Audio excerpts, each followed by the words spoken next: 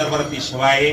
तुकोबरायचा अभंग चिंतन करता घेतलेला आहे. या अभंगात तुकाराम महाराज स्वतःची स्थिती सांगतात. महाराज काय स्थिती आहे तुकोबरायची? महाराज या अभंगातली स्वतःची स्थिती असं म्हणतात, आमचं जीवन निश्चिंत झालं, कोणतीच चिंता माझ्या जीवनामध्ये या ठिकाणी राहिली नाही. मामा या समाजाकडे जर तुम्ही आम्ही पाहिलं तर जगात अनेक घटक आहेत, अनेक लोक आहेत. महाराज या जगामध्ये श्रीमंत आहेत, या जगामध्ये सत्ताधीश आहेत, या जगामध्ये कलाकार आहेत, या जगामध्ये महाराज आहेत, या जगामध्ये शेतकरी आहेत, या जगात व्यापारी आहेत. पण कोणाकडे पाहिलं, कोणाकडे पहा, चिंता नाही असा माणूस सापडणार नाही. नाही का? व्यापाऱ्याला चिंता आहे का नाही? व्यापाऱ्याला चिंता आहेच महाराज, शेतकऱ्याला चिंता आहेच, शेतकऱ्याला चिंता आहे, कलाकार तर सगळेच आहेत. मी तर गमती म्हणत असतो, फक्त बायकोला माहिती आहे नवरा किती कलाकार आहे आणि नवऱ्याला माहिती आहे बायको किती कलाकार आहे. कलाकार जगात सगळेच आहेत महाराज. म्हणजे गायन करणारी, वाजवणारी हेच कलाकार आहेत असं नाही, सगळेच माणसं कलाकार आहेत. कलाकाराला चिंता आहे का नाही? कलाकाराला चिंता आहे, महाराजाला चिंता आहे. रमेश बोल नसेल तर का, पण बहुतेक सगळ्या माणसाला त्या ठिकाणी चिंता नाही असं या जगामध्ये या ठिकाणी माणूस नाही. आणि अशा जगामध्ये तुकाराम महाराज राहतात आणि त्या जगातले तुकोबराय सगळ्या लोकांकडे पाहून म्हणतात, माझ्या जीवनामध्ये या ठिकाणी चिंता नाही. पण सहज असा प्रश्न पडते की बॉस सगळ्याकडे सर्वांना जर चिंता नावाची बिमारी आहे आणि अशा जगामध्ये असताना तुम्ही म्हणता तुम्हाला चिंता नाही, तर नेमकी तुम्हाला चिंता का नाही याचं कारण, तर याचं उत्तर महाराज या अभंगातून देतात. विठ्ठल विठ्ठल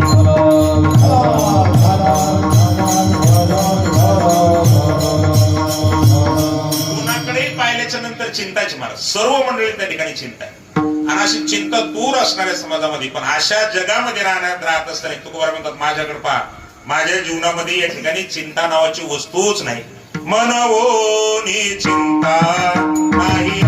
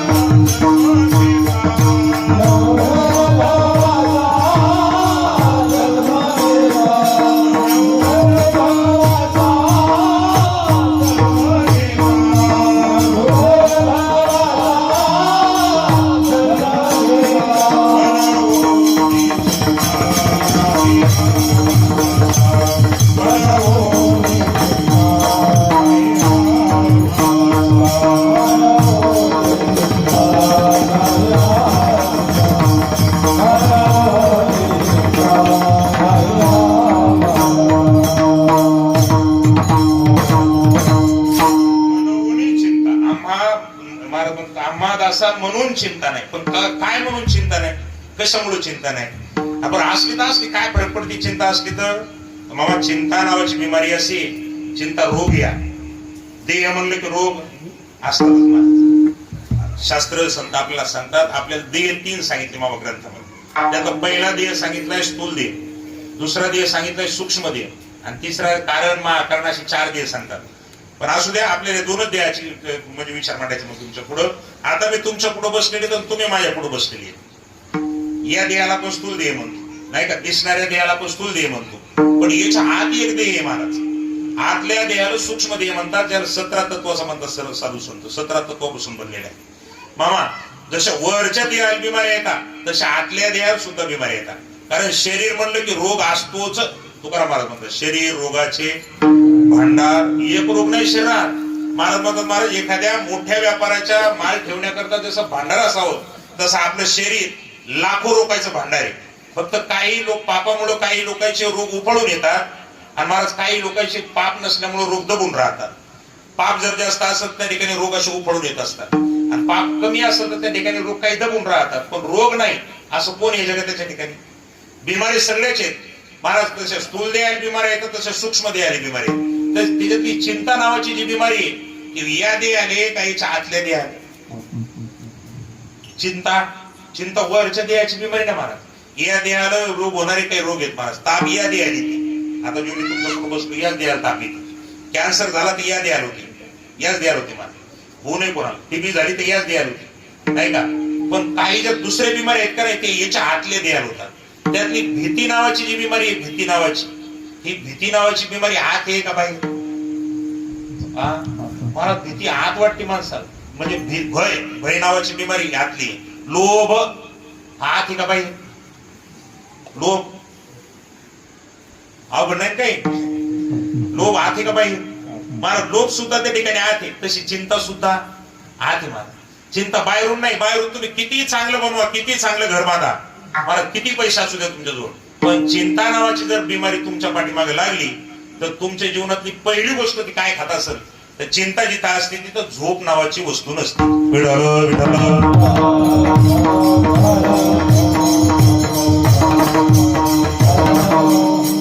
चिंताग्रस्त माणसाला झोप आहे का? हा, झोपायसाठी श्रीमंत माणसाने किती व्यवस्था केलेल्या आहेत महाराज. आता या कीर्तन प्रवचनाच्या माध्यमातून फिरत असताना मग काही काही आम्ही जरी भिकारी असलो पण कधी कधी श्रीमंत माणसाच्या घरी राहण्याचा योग येतो. आमच्या जगन्नाथ अण्णाच्या भाषेत जर सांगायचं झालं तर महाराज मंडळी म्हणजे पारद्यातले भिकारी, पालातले भिकारी आणि महालातले राजे असतात. महाराज लोक जगन्नाथ अण्णा असं म्हणायचे, पालातले भिकारी आणि महालातले राजे. कसं कधी कधी काय खावावं असा प्रश्न राहते आणि कधी कधी काय का खावावं असाही प्रश्न येते महाराज लोकांच्या पुढे. कधी कधी श्रीमंत माणसाच्या घरी राहण्याचं योग येते. तर श्रीमंत माणसानं झोप चांगली लागाव म्हणून घर बांधले महाराज. झोपायसाठी एक खोली स्पेशल केली असते, काय म्हणतात त्याला?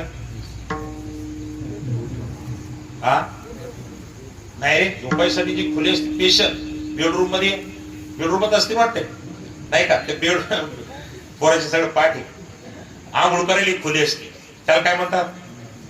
त्याला बाथरूम. स्वयंपाकाला एक खोली असते महाराज, त्याचं नाव किचन रूम.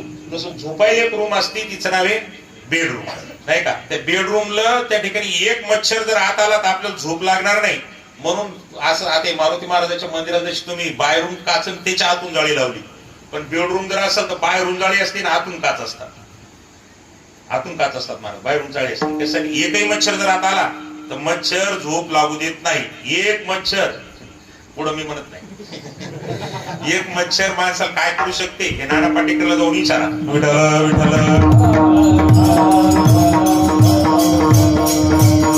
सांगायचं काय उद्देश मला? मामा एक मच्छर जर आत आला तर त्या ठिकाणी माणसाला झोप लागत नाही म्हणून माणसांनी काचच्या बाहेरून जाळी लावून घेतली, आतून काच लावली.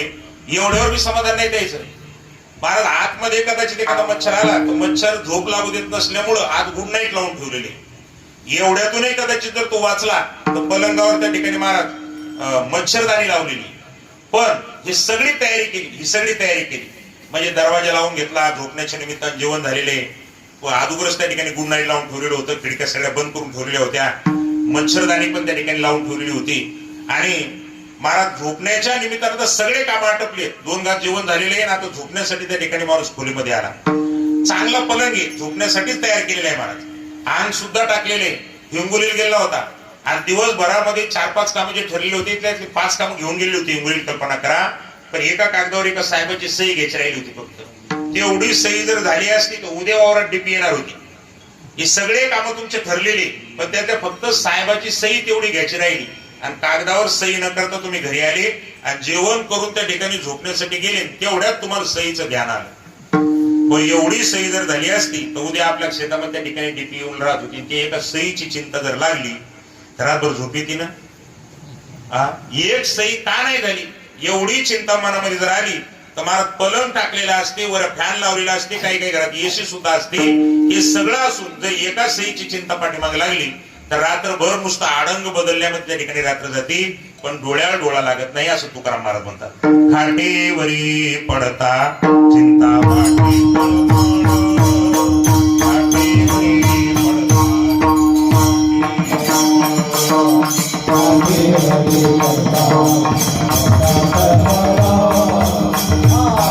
Thank you.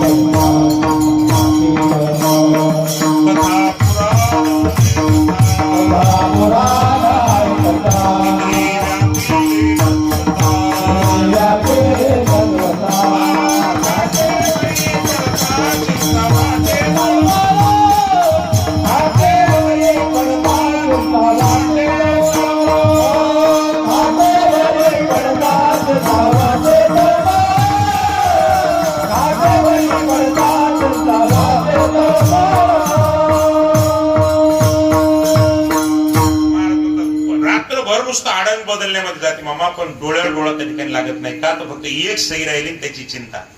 सांगण्याचा उद्देश काय माझा, चिंता माणसाची सगळ्यात अगोदर जर काय नष्ट करत असेल तर झोप नष्ट करते महाराज. पुन्हा काय करते हो चिंता? असली तर असू दे असं म्हणायचं मत नाही मला, चिंता नावाची बिमारी पहिला आक्रमण ती झोपेवर करते. आणि मग तुम्हाला सगळी शोधणं मंडळी आहात तुम्ही, माणसाला चांगली झोप नाही येणं हे आरोग्याच्या दृष्टिकोनातून घाते की काय चांगले? आरोग्य जर चांगलं राहायचं असेल तर डॉक्टर पण सांगतात कमीत कमी 7-8 तास झोपत जा. महाराज म्हणतात कथेत बसले की आल्या आल्या डोळा लागते, पण चिंता जर निर्माण झाली महाराज तर झोपण्यासाठी जाऊन सुद्धा त्या ठिकाणी झोप लागत नाही. म्हणून चिंता नावाची बिमारी माणसाच्या जीवनात पहिल्यांदा काय नष्ट करत असेल तर झोप नष्ट करते. पुन्हा काय करते चिंता महाराज? चिंता जर माणसाच्या पाठीमागे लागली तर माणसाचं ज्ञान खाण्याचं काम सुद्धा चिंताच करते. विठ्ठल विठ्ठल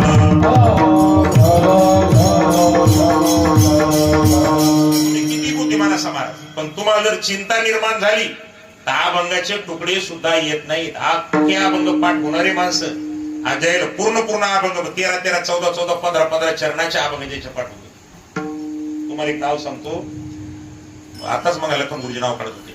तुकाराम बुवा पांचाळचे वडील उद्धव महाराज पांचाळ, जे महाराष्ट्रातले प्रसिद्ध भारुडीकार आहेत महाराज. एक नंबर भारुड त्या ठिकाणी ते करायचे जुन्या काळामध्ये. आणि पाठांतर पिल्ले चांगले उद्धव बुवाच आत्ती पाठ महाराज. हे आंधळे पांगळे मोठमोठे नाथ महाराजांचे 20-20 चरणाचे भारुड, 60-60 चरणाचे अभंग पाठ आहेत त्या माणसाच्या. तर मदालसा आहे, मदालसा हे काही कीर्तन करायचे पाठ नाही आपल्या भागातले, खरंच नाहीत महाराज. मदालसा कोणाची पाठ आहे? 30-32-44 चरणाचे त्या मदालसा कोणाच्या पाठ आहेत त्या? पण उद्धवाचे त्या सगळ्याच्या मदालसा पाठ आहेत. मला कशा करता सांगायचं. पण गेल्या वर्षी त्यांची पत्नी वारली. गेल्या वर्षी रामनवमीच्या पिरियड मध्ये उद्धव महाराजांची मंडळी वारली.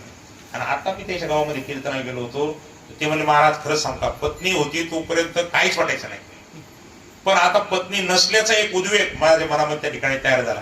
आणि आता कधी कधी असं ग्रंथ घेऊन बसलो ना की असं वाटतं की महाराज मला असे चालता चालता सगळे अभंग पाठ करणार आम्ही, पण आता दिवस वाटूनही त्या ठिकाणी वाचूनही त्या गोष्टी त्या ठिकाणी विस्मरून राहिले. का? ते एक पत्नी नसल्याची चिंता मनाला त्या ठिकाणी महाराज म्हणजे सत्व लागली. कोणाच्या जीवनात इच्छा मी नेहमी नाव सांगत असतो मामा, आपल्या अनेक लोकांनी त्यांची कीर्तन ऐकलेत. आपल्या जवळचं असणारं गाव मकुडी नावाचं, या मकुडी नावाच्या गावामध्ये पूजनीय हरिभक्तीपरायण वैकुंठवासी नागोरावजी महाराज राहतात. जे अनेक लोकांनी त्यांची कीर्तन ऐकले, जुन्या सर्व माणसं आहे मामा. त्याच्या जीवनात सुद्धा असंच होतं. मी त्याचं जीवन प्रत्यक्ष पाहिलं. मी कशा करता सांगलो तुम्हाला उदाहरण, की बुवा चिंता नावाची बिमारी जर माणसाच्या पाठीमागे लागली तर अक्षरशः माणसाच्या काहीच ध्यानात राहत नाही, संसारातलंही राहत नाही आणि परमार्थातलंही राहत नाही. विठ्ठल विठ्ठल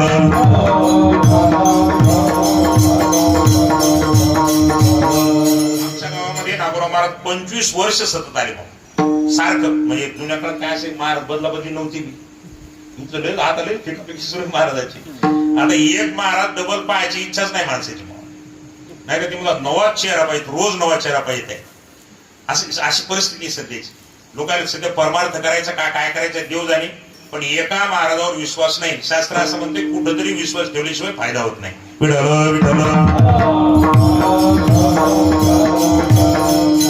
उमेश बुवाच्या भाषेत सांगायचं भाऊ लखन बुवा, तर सध्याची उमेश बुवा गमतीत म्हणतात. ते उमेश बुवा म्हणतात सध्याची माणसं, ऐकणारी माणसं हुंगी झाली, हुंगी. या महाराजाला जर सोंगायचं, त्या महाराजाला जर सोंगायचं नाही का, ते कुत्र कसं हुंगत राहते मामा. इथं जर सोंगून तिथं जर सोंगून कुठं वेळ बसला तर बसला, तसं माणसं महाराजाला हुंगायली. या महाराजाला किती येते, त्या महाराजाला किती येते, त्या महाराजाला किती येते, असं पाहायला. बरं एका कीर्तनात महाराज कळते ना, एक कीर्तन ऐकले महाराज कळते ना, अशुभराव कळते, कळते का कीर्तनात महाराज मी तर असं म्हणेन तुम्हाला, जन्मभर बी राहू ओरिजिनल महात्मा नाही कळत, जन्मभर संग्रह. मोठे माणसं कळण्यासाठी माणूस स्वतः मोठा लागत असतो महाराज. विठ्ठल विठ्ठल छत्रपती शिवरायासोबत मावळे दररोज रोजच आहेत महाराज, पण तरी छत्रपतीच्या अंतःकरणाची उंची मावळ्याला कळाली नाही. तुम्ही कसं नाही कळाली?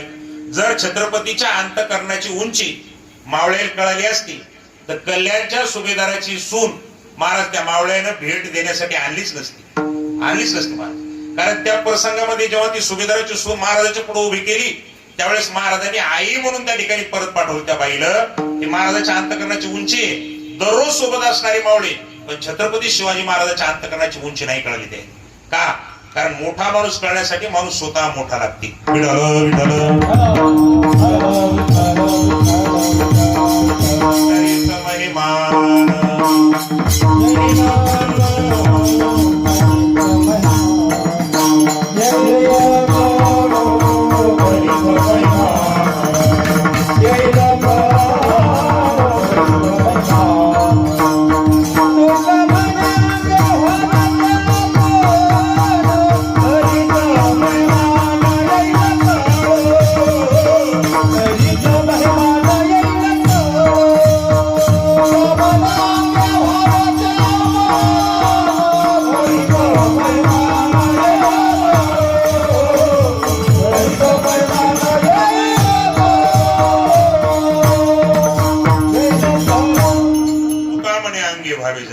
खरीच महिमान येईल कळू.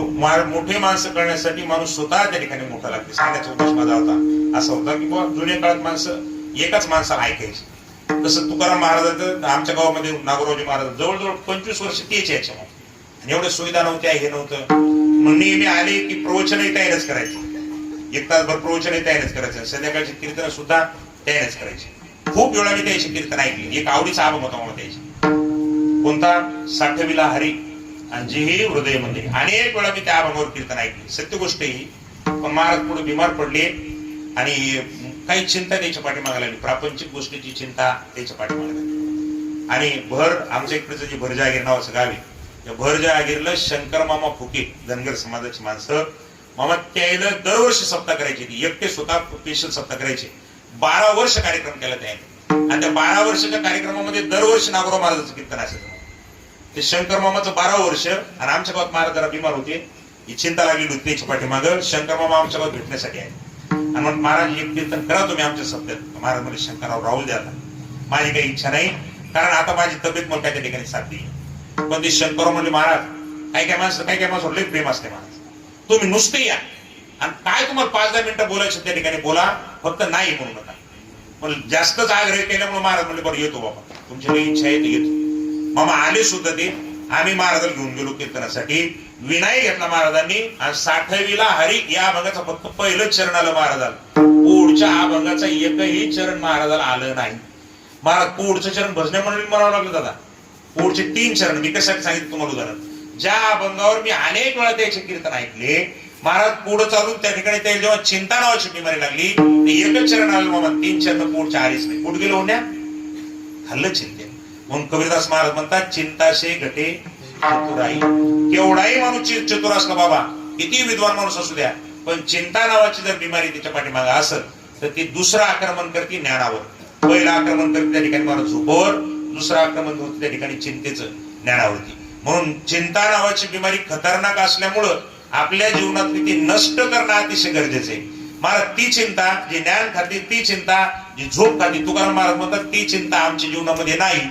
सगळे जगाला चिंता आहे, तुम्हाला कसं काही नाही असा सहज प्रश्न पडते. त्यावेळेस तुकोबाराला कोणीतरी विचारलं बुवा जर अशी खतरनाक या ठिकाणी बिमारी असेल, चिंता निवृत्त करणं जर त्या ठिकाणी गरजेचं असेल, कारण ते आमच्या झोपावर ज्ञानावर जर आक्रमण करत असेल तर त्याच्यासाठी नेमकं आम्ही काय केलं पाहिजे.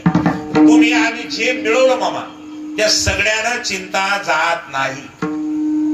आतापर्यंत आपण जे मिळवलं या काहीतरी तुकाराम महाराज म्हणतात आम्ही आमच्या जीवनामध्ये चिंतेवर विजय मिळवणारच मिळवले आणि आपणही चिंता निवृत्त होण्याकरताच आतापर्यंत सगळं काही केले. पण आपण अनुभव घ्या थोडासा. मामा पण घर बांधले, चांगली बांधली, चांगली गोष्ट. घर बांधावं कोणाचं बी असा, घर संसारी माणसाला लागते. पण घर बांधल्यावर चिंता जाते का? पण कोणता कलर दिल्यावर जाते? हा कोणती फरची टाकल्यावर चिंता जाते मामा? पुन्हा एक वाक्य सांगेन आमचे राऊत भाऊचं वाक्य. ते म्हणतात भिंतीला लावलेला कलर ही महाराज ही घराची परिस्थिती आणि घरामध्ये राहणारी माणसं ही घराची स्थिती आहे महाराज. घराच्या कलरवर, घराच्या फरशीवर, घराच्या त्या खिडक्या म्हणा, ते काय म्हणतो आपण कुशन वगैरे चांगले केलेले असते. काही काही माणसं चांगल्या खुर्च्या आणलेल्या असतात काही माणसं. महाराज सगळं जरी चांगलं लावलं, फर्निचर चांगलं चिनवून आणलं, फर्निचरनं चिंता जाते का? घरातलं फर्निचर कसं आहे, घरातली फरची कशी आहे, घराचा कलर कसा आहे, महाराज या तिन्ही गोष्टी घराची परिस्थिती सांगतात. आणि घरातले राहणारी नवरा बायको, घरातले लेकरं बाळ, महाराज हे जर चांगले असतील तर घरातले लेकरं बाळ, घरातले नवरा बायको ही घराची स्थिती आहे. आणि घराचा कलर, घराची त्या ठिकाणी फर्निचर ही घराची परिस्थिती. परिस्थिती चांगली झाली म्हणजे चिंता जात नाही. विठ्ठल विठ्ठल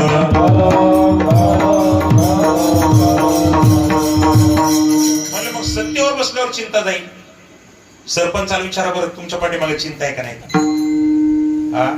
महाराज सरपंच जर कीर्तनात असतील तर ते म्हणते महाराज माझ्याही पाठीमागे, तुम्हाला तर घराची मला गावाची. आमदारा विचारा, महाराज आमदाराच्याही जीवनातली चिंता गेलेली नाही, खासदाराच्याही जीवनातली चिंता गेलेली नाही, पंतप्रधानाच्याही जीवनातली चिंता गेलेली नाही. याचा अर्थ सत्तेनं सुद्धा माणसाच्या जीवनातली चिंता जात नाही. त्याच्या पुढचं आहे का? पैसा जाते का? संसार करण्यासाठी पैसा लागतेच, पैशाचा द्वेष नाही, पण खूप पैसा असला म्हणजे माणसाच्या जीवनातली चिंता जाती असंही नाही. विठ्ठल विठ्ठल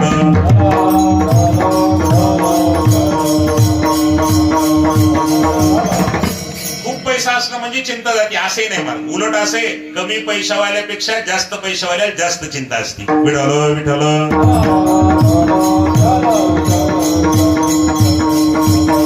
सत्तेन जात नाही, घर चांगलं बांधलं जात नाही, महाराज पैसा खूप मिळवा म्हणजे चिंता जात नाही. मग चिंता जाण्यासाठी नेमकं काय पाहिजेत महाराज? तुकाराम महाराजांनी जे मिळवलं माणसं महाराजांच्या जीवनामध्ये ते जर आपल्याला प्राप्त झालं तरच आपल्या जीवनातली सुद्धा त्या ठिकाणी चिंता जाणार. बसलेले सगळेच माणसं माझ्या सगळं आपण सगळेजण चिंता दूरच होत महाराज. फक्त एक असं आहे, फक्त एवढा फरक आहे, मला जी चिंता येते तुम्हाला नाही आणि तुम्हाला जी चिंता येते मला नाही. मग एवढाच फरक आहे, दुसरं काहीच नाही. चिंता करत तुम्ही या. आता सगळे तुम्हाला सध्या एक चिंता आहे सगळे, कोणती? कीर्तन कवा सुटते. आता युवा जर अजून अभंगातच घुसला नाही तर कीर्तन सोडते का? तशी काही काळजी करू नका, कीर्तन वेळेवर बंद होईल. पण चिंता आहेच ना तुम्हाला, नाही का? मला कीर्तनाच्या वेळेवरती पोहोचणं ही माझी चिंता होती. महाराज कीर्तन बंद कधी होते आता सध्या तुम्हाला ही चिंता आहे.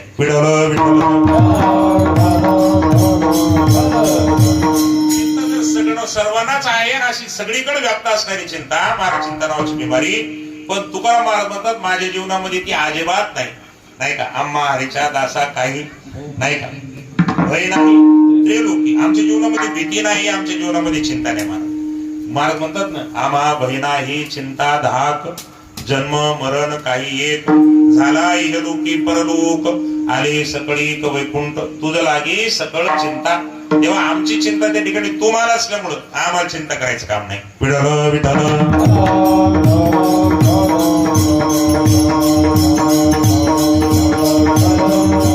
म्हणून नाही काही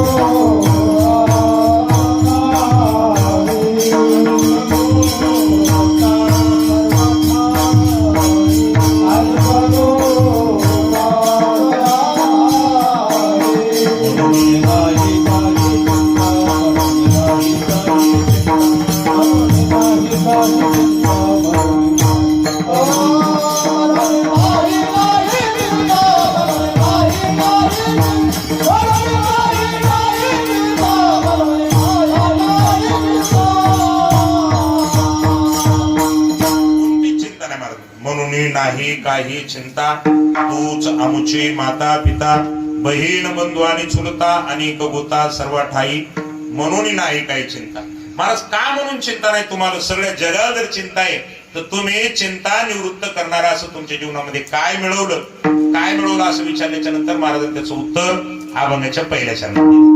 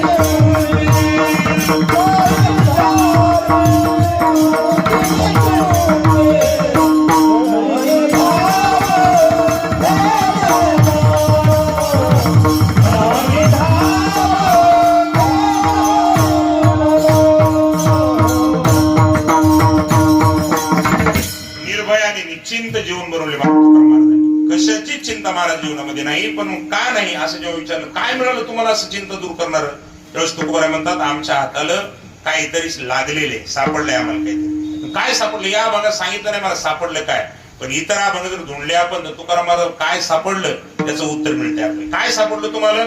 महाराज म्हणतात देव सापडला देव तुका म्हणे गेला देव, तुका म्हणे गेला देव, तुका म्हणे गेला देव,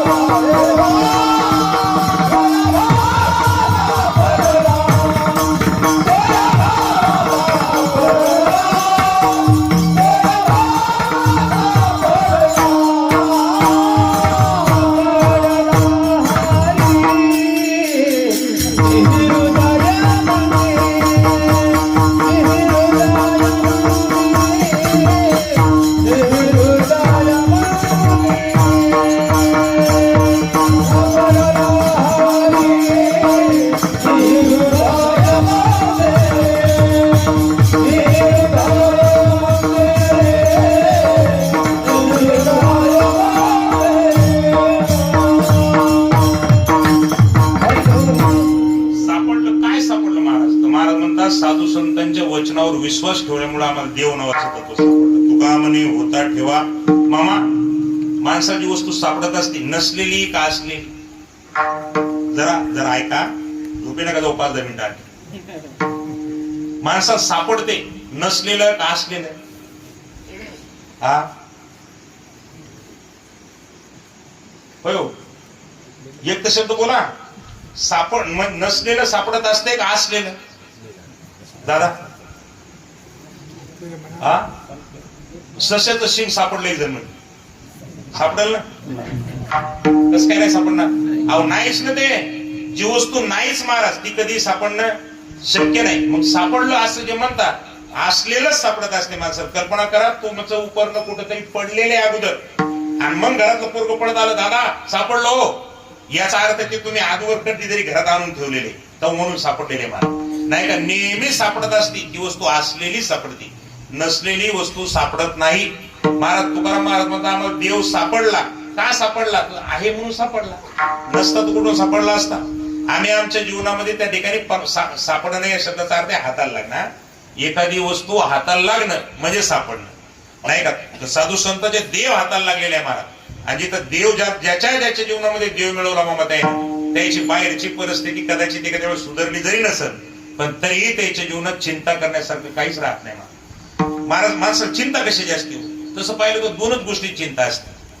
तशा अनेक चिंता येतात अशा व्यवहाराच्या दृष्टिकोनात अनेक औषधं करता येतात नाही का. सध्या सगळ्यात मोठी चिंता आहे समाजाच्या पुढे. अख्ख्या समाजाच्या पुढे कोणताही समाज असू द्या नवरदेवाला नवरी भेटती का नाही सगळ्यात मोठी चिंता आहे सध्या नाही का. आता महाराज उद्या म्हणजे ही जगातली सगळ्यात मोठी चिंता आहे. पण अशा अनेक औषधं घेत नाही का. कोणाला नोकरी लागते का नाही, कोणी पास होते का नाही, विद्यार्थी जर असला तर शेतकरी असेल तर विहिरीत पाणी लागते का नाही, बोरलं पाणी लागते का नाही. मला अशा अनेक चिंता जरी असल्या तरी दोन्ही चिंता असतात मामा. पाहिजे ते मिळतंय का नाही आणि माणसाच्या जीवनातलं त्रास देणारे निघून जाते का नाही. त्या 2च चिंता असतात माणसाला. अनेक चिंतेचं जर 2च शब्दात आपल्याला हे करायचं असला गोष्वारा करायचा असला पाहिजे ते मिळाव आणि माणसाला त्रास देणाऱ्या माणसाच्या जीवनातलं निघून जावं. विठ्ठल विठ्ठल. साध्या व्यवहारातलं जर उदाहरण सांगायचं तर कल्पना करा, तुम्हाला 2 पोरं आहेत. एक असे पहाट दिवस निघला तेव्हापासून दारू प्यायला येते आणि मला मायला सेवा द्यायला लागले, बापाला सेवा द्यायला लागले, अख्ख्या घरात सेवा द्यायला लागले. असे एक आणि ती घरी राहते. आणि एक अति चांगले ते हिंगोली ते नोकरी लागली, त्या तिथंच गरबा आणले महाराज, चांगला प्लॅन घेतलेला आहे. आता बापाला जर सुखी व्हायचं असेल तर 2च पर्याय. कोणते? हिंगोलीत राहणार, गावात राहिले आणि घरी सेवा देणारा घर सोडून जावं. पण असं होते ना, जे त्रास द्यायला गेले त्याने घरातून निघून गेलं पाहिजे आणि महाराज जे चांगलं अनुकूल आहे ते गावात राहायला आलं पाहिजे. पण ते तिथलचा बंगला सोडून, पत्नी सोडून, नोकरी सोडून गावात येणार नाही आणि गावात तो उपद्रव करणार आपल्या जीवनातलं निघून जाणार नाही. आपल्या इथंसाठी महाराज आपल्याला सुख समाधान शांती देणारा देव तत्व आपल्या अंतःकरणात येणार नाही आणि आपल्याला उपद्रव करणारे काम क्रोधादी विकार आपल्या अंतःकरणातून जाणार नाही. जोपर्यंत हे बाहेर जात नाही तोपर्यंत तो इथं येत नाही, तो सापडत बी नाही. मला ज्याच्या अंतःकरणामध्ये अनेक विकार भरलेले आहेत मामा, त्या देव नावाचं तत्व शोधूनही सापडत नाही. विठ्ठल विठ्ठल.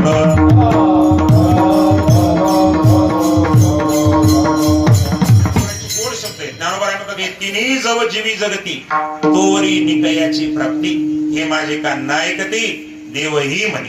महाराज 3 विकार जोपर्यंत अंतःकरणामध्ये आहेत तोपर्यंत निक असणारं तत्व परमात्मा तत्व महाराज म्हणतात त्या ठिकाणी शोध किती जरी प्रयत्न केला तरी त्या ठिकाणी ते मिळणार नाही. म्हणून अंतःकरणातले उपद्रव करणारे घटक आपल्या अंतःकरणातून निघून जावे आणि अंतःकरणामध्ये सुख समाधान देणारे त्या ठिकाणी महाराज सद्गुण, आणि त्या सद्गुण आल्याच्या नंतरच परमात्मा येते. सद्गुण नसतील तर देवाची अपेक्षाही ठेवता येत नाही. विठ्ठल विठ्ठल.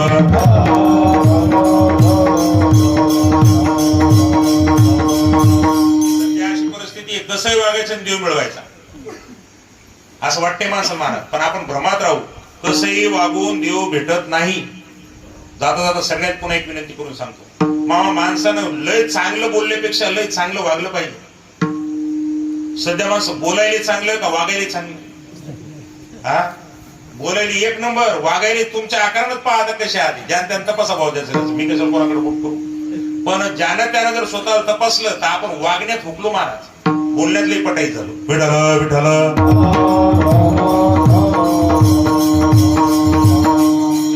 उदाहरण सांगितलं बाबा, ते म्हणायचे एखाद्या वेळेस तुम्हाला कमी आलं तर चालते, कमी आलं तर चालते, पण वागणं बरोबर पाहिजे. कारण किंमत वागण्याले बोलण्याला नाही. विठ्ठल विठ्ठल.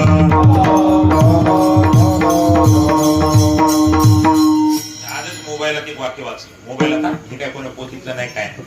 छाया और चरित्र जब गिरता है तब डाग ही लगता है.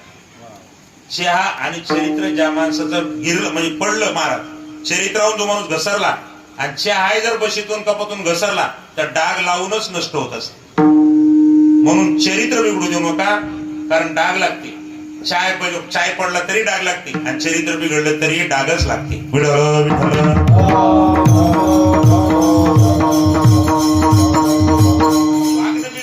वागणं बिघडलं की चरित्र बिघडते माणसाचं, नाही. महाराज सांगायचे माणूस एक साधू एका राजाच्या घरी आला. बोलणंच माणूस बोलण्यापेक्षा माणूस वागण्यातच चांगला पाहिजे यासाठी उदाहरण सांगायला तुम्हाला. साधू त्या ठिकाणी आल्याच्या नंतर राजाला विनंती केली, मला महाराज चातुर्मासाला थांबायचं होतं, जमते का राहायला?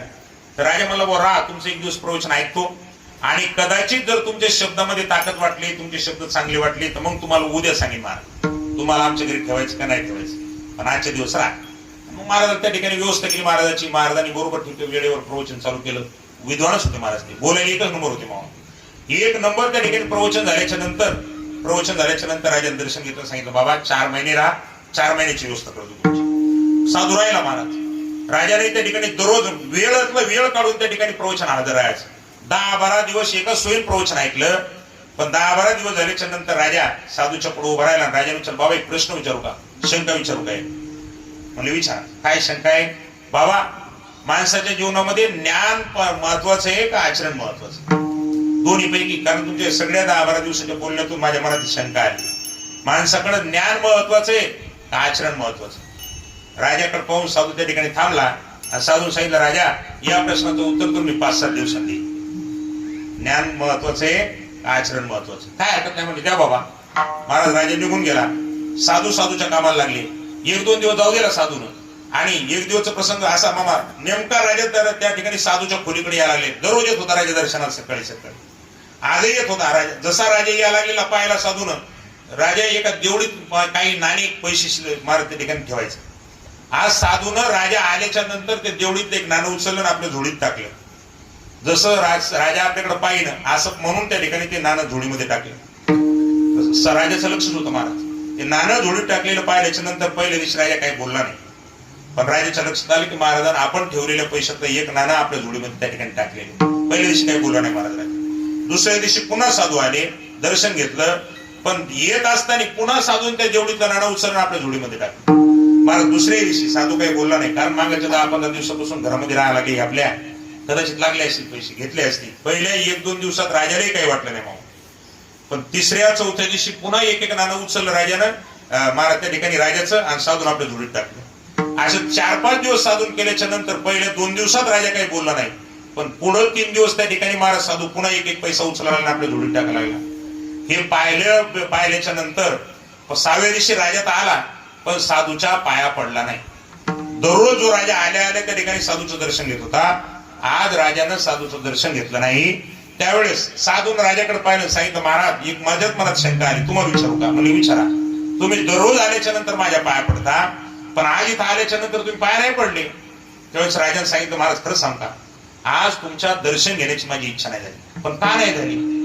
तुम्हाला माफ करा, मी तुम्हाला मांगायच्या 2-4 दिवसापासून पाया लागलो. मी जे देवडीमध्ये पैसे ठेवतो त्या देवडीतलं एक नाणं तुम्ही दररोज घ्यायला लागले. पहिल्या 1-2 दिवसात असं वाटलं लागलं असं यायला, पण खरंच महाराज तुम्हाला जर लागत होते पैसे, जर लागत होते तुम्ही मागा पाहिजे होती, तुम्ही असं माघारी का घेतलं? हे वागणं बरं नवं नाही का? हे तुमचं वागणं साधू म्हणून घ्यायला लागले तुम्ही. आणि महाराज तुम्ही तुमच्याच मनात जर आमच्या घरातले पैसे घेत असाल तर ही गोष्ट बरी नाही. त्यावेळेस राजाने त्या ठिकाणी महाराज साधून राजाकडे पाहिलं, सांगितलं राजा माफ कर, हे बघ हे तुझे 5 रुपये मागायच्या 5 दिवसापासून घेतलेले, तुझे तू लकलाभ असू दे. झोळीतले 5 रुपये काढले, राजाच्या हातावरती ठेवले, आणि राजा हेच तुझ्या प्रश्नाचं उत्तर आहे. खरं सांगतो राजा, कालच्या पेक्षा चांगलं प्रवचन मला आजही करता येते. महाराज कालच्या पेक्षा चांगलं प्रवचनातलं एखादं उदाहरण मला आजही तुझ्या पुढे त्या ठिकाणी चांगलं मांडता येईल, पण तू माझे दर्शन घेण्याची काही इच्छा नाही झाली. त्याचं एकमेव कारण फक्त माझं वागणं बदललेलं दिसलं. याचा अर्थ असा आहे मामा, ज्ञानापेक्षा वागणं हे अतिशय श्रेष्ठ आहे. संत बोलण्यापेक्षा वागण्यातून जास्त काम करतात. संत तुम्हाला बोलले का वागले हो? हा, तर 1-2 गोष्ट सांगू महाराज. संतांनी तुम्हाला वारी सांगितली का वारी केली? आम्ही तुम्हाला सांगतो, पंढरीशी दारी आल्यानो संसारा. तुम्ही इकडे तारखा धरा, आम्ही इकडे तारखा घेतो महाराज, आणि तुम्हाला सांगतो पंढरीशी दारी आल्यानो संसार. म्हणजे आम्ही तुम्हाला वारी सांगितली आणि साधू संतांनी केली. पुन्हा एक सांगतो ऐका, साधू संतांनी उपकार केला का सांगितला? हा महाराज, आम्ही तुम्हाला उपकार करायचं सांगतो, करत नाही कोणावर. संतांनी उपकार केला महाराज. संतांनी दया सांगितली का दया केली? महाराज ज्या ज्या परमार्थिक गोष्टी येतात त्या सगळ्या संतांनी आचरणातून सांगितल्या. तैसे संत जगी आणि क्रिया करुणी दाविती अंगी. आणि विशेष एक सांगू, मोठ्या माणसाला वागूनच सांगावं लागतं. विठ्ठल विठ्ठल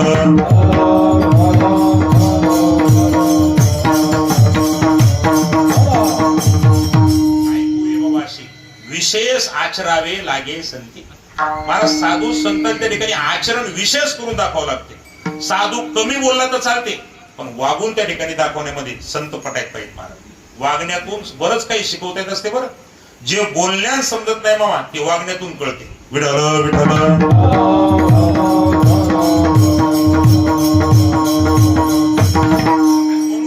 जसं साधू संत इतरही गोष्टी तुम्हाला सांगतात, तसं चिंता निवृत्ती करण्याचं साधन सुद्धा या भागातून तुम्हाला सांगतात. इतर तुम्ही काही मिळवलं तर तुकोबारामध्ये तुमच्या जीवनातली चिंता जाणार नाही, उलट त्या ठिकाणी ती वाढतच राहील. पण तुम्ही आम्ही मिळवलेलं तत्व जर तुमच्या जीवनामध्ये प्राप्त केलं तर तुमच्या जीवनातली सुद्धा चिंता निवृत्त होऊ शकते. काय मिळालं म्हणजे महाराज देव, तुम्ही तुमच्या जीवनामध्ये, आम्ही आमच्या जीवनामध्ये त्या ठिकाणी साधू संतांवरती विश्वास ठेवला, शास्त्रावर संतांवर विश्वास ठेवला महाराज, आणि त्याच्यावर भाव ठेवल्यामुळेच आम्हाला त्या ठिकाणी परमात्मत्व मिळालं नाही का, सापडला तो आम्हाला. आणि म्हणून सापडल्यामुळे सापडायला हाती तरी झाली हे निश्चिंत. नेहमी कार्याच्या कीर्तनात प्रसंग ऐकत असतो. गवळ्याच्या पोराला विचारलं, पोरो तुम्ही एवढे निश्चिंत कसे रे? तर त्याने हेच उत्तर दिलं, तुझी संगती आणि झाली आमुची निश्चिंत. याचा अर्थ जीवन निश्चिंत व्हावा असं वाटत असेल महाराज तर देव तत्व मिळाल्याशिवाय महाराज म्हणतात कोणाचं जीवन निश्चिंत होत नाही. विठ्ठल विठ्ठल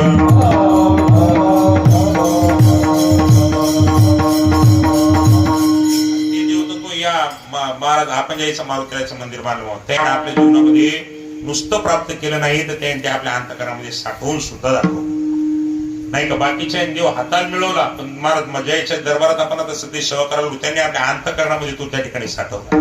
काही जे मोजके लोक आहेत ज्याला साठवता आला तो ते सतत म्हणजे बारीक रूपात जर पाहिलं तर सगळ्याच्या अंतःकरणामध्ये नाही असं नाही, पण विशेष रूपात त्या ठिकाणी जर प्रगट कोणाला दाखवता असेल तर 2-3 लोकच आपल्याला त्याचे नाव चरित्र महाराज आपल्या डोळ्यापुढे त्या ठिकाणी त्यांनी एक नंबर आहेत मारुती आहे. विठ्ठल विठ्ठल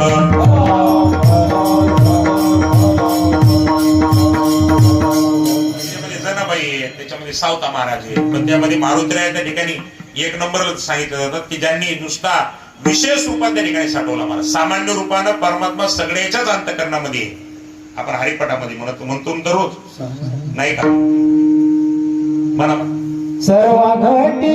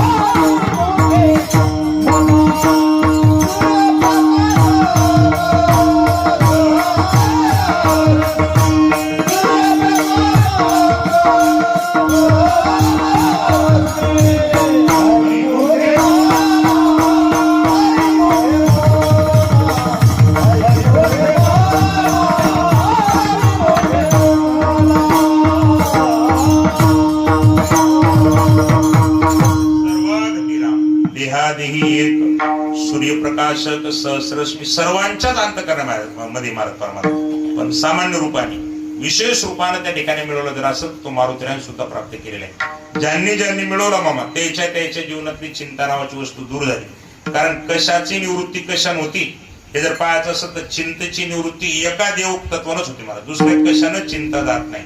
अंधार नष्ट करायचं असं तर काय करावं. आजूबाजूच्या भोवतालच्या घरावाल्यांना मोठमोठाले घर बांधले आणि एक सामान्य घर त्या ठिकाणी महाराज मदत राहिलं. पत्राचं बिचारायचं 10x10ची खोली बाकीची सगळी मोठमोठाली घरे झाली. अंधार पडला त्या घरात. त्या घरात राहणार माणूस पुण्याला राहत होता. 10-12 वर्षाच्या नंतर त्या ठिकाणी त्याला गावात काहीतरी काम होतं म्हणून त्या ठिकाणी गावात येऊन पाहिलं तर बाकीचे मोठमोठे झाले घर. मधातलं घर त्याचं 10x10चं सगळीकडून अंधार पडला. अंधार खोलीतला पाहिल्याच्या नंतर त्या गावातले 2 पोरं कामाला सांगितले आणि निगड्या काय काम आहे रे म्हणे अंधार खोलीतला बाहेर काढायचं. उद्यापासून एक गोष्ट घेऊन या काम करण्यासाठी. काय म्हणे फोरून टोपला आणा. कशाल रे म्हणे खोलीतला अंधार बाहेर काढायचं. निघाल ना मामा. अंधार निवृत्त करायचं असेल तर काय करावं. अंधारावर जर विजय मिळवायचा असेल तर एकच पर्याय काय कमीत कमी एक डबीची काडी तरी त्या अंधाऱ्या खोलीमध्ये तुम्हाला ओढावी लागत. अंधाराच्या निवृत्ती जशी प्रकाशानच होती तशी चिंतेची निवृत्ती माणसाच्या जीवनात देवतत्वानच होती. दुसऱ्या कोणत्याच गोष्टी त्या ठिकाणी होत नाही. म्हणून तुम्ही आम्ही सुद्धा तुकाराम महाराजांवर विश्वास ठेवून देव कसा मिळेल याच्यासाठी प्रयत्न करावा. विठ्ठल विठ्ठल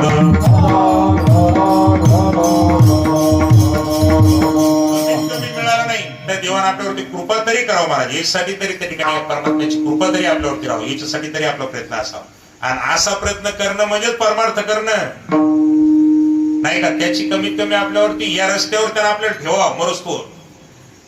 डोळे लागेपर्यंत या रस्त्यावरून बाजूला तरी जाऊ नये महाराज. तुम्ही मग सांगून जातात का माणसं बाजूला. हो या लय मोठे मोठे पर्वत उडून गेले. या रस्त्यावर चांगले 1 नंबरचे असणारे माणसं सध्या काय करायला नाव सांगतात नाही कोणाच्या कीर्तनात नाहीतर तुम्ही असं वारकरी संप्रदायाचा आढावा घ्या महाराज. एके काळातले 1 नंबरचे वाजवणारे एका काळातले 1 नंबरचे कीर्तनकार पण प्रत्येक प्रमाणे मोठे मोठे पर्वत दादा उडून जातील. याचा अर्थ तिकडचा माळ मारुतीरायाचा माळ येऊन नडशीवर पडेल असा अर्थ नाही त्याचा. मग मोठा पर्वत उडून जाईल याचा अर्थ असा आहे मोठे मोठे म्हणून घेणारे महाराज सत्पुरुष, पण ते सुद्धा कधी कधी कलियुगाच्या या प्रभावानं आचरणात बिघडते. नाव सांगू काय? माईक बंद करून सांगतो. महाराज